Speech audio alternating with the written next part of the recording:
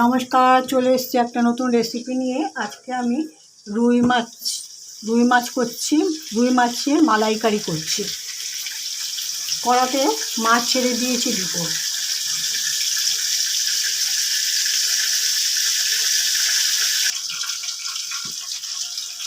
রুই মাছের মালাইকারি করতে আমার এই উপকরণগুলো লাগবে। একটা এলাচ দেবো ফোড়নে, লবঙ্গ দেবো, শামরিচ, একটু জয়িত্রী, কাঁচা লঙ্কা, আর দেবো হচ্ছে এই যে তেজপাতাগুলো সব শেষে দেবো।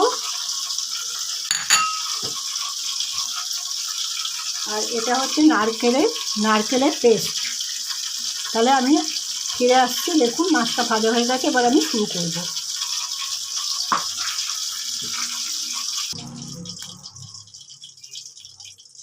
চিংড়ি মাছের মালাইকারি আমি যখন করি কখনোই পেঁয়াজ দিয়ে করি না।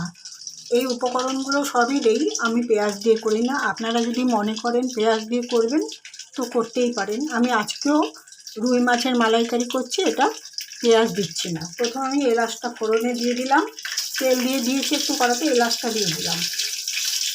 এবার একে একে আমি সব দিয়ে দেবো। দুটো লবঙ্গ, কয়েকটা শামরিচ, একটু জয়িত্রী,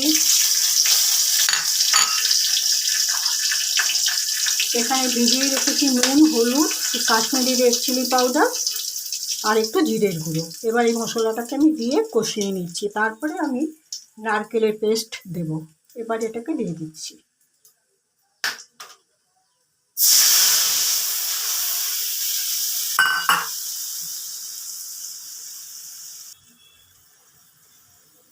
চিংড়ি মাছের মালাইকারি করলে আমি কোনো সময় লাল রঙের রেড চিলি পাউডার বা লাল ঝাল লঙ্কার গুঁড়ো ব্যবহার করি না। আজকে রুই মাছটা করছি, রুই মাছ একটু মিষ্টি মিষ্টি হয় খেতে, এই কারণে আমি একটু কাশ্মীরি রেড চিলি পাউডারটা ব্যবহার করলাম। আর চিংড়ি মাছের মালাইকারি করলে কখনোই করি না, পুরোটা কাঁচা লঙ্কা দিয়েই করি।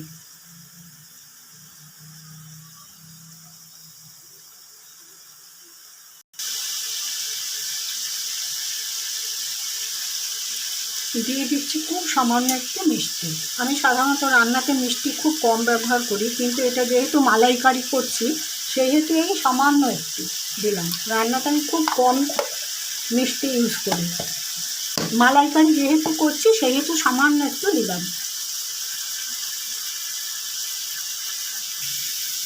এই মশলাটা কষানো হয়ে গেছে,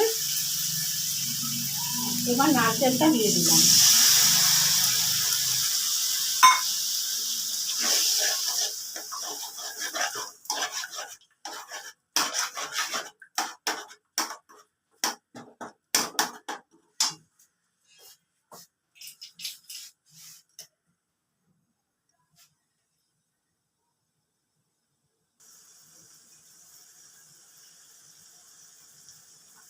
এবারে দিয়ে দিচ্ছি দুটো গোটা কাঁচা লঙ্কা মাঝখান দিয়ে চিড়ে নিয়েছি।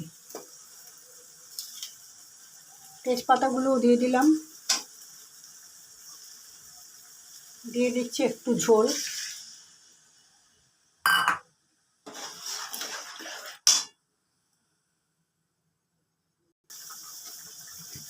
ঝোলটা আমার খুব ভালোভাবে ফুটে উঠেছে। এবার আমি মাছগুলোকে দিয়ে দিচ্ছি।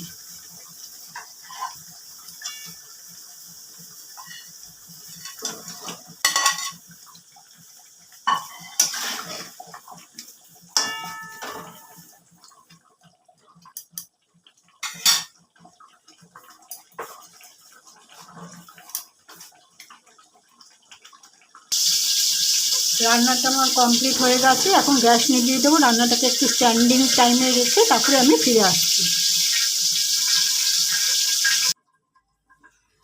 রুই মাছের মালাইকারি রান্নাটিকে স্ট্যান্ডিং টাইমে রেখে আমি পাত্রের মধ্যে ঢেলে নিয়েছি। দেখুন এরকমটি হয়েছে।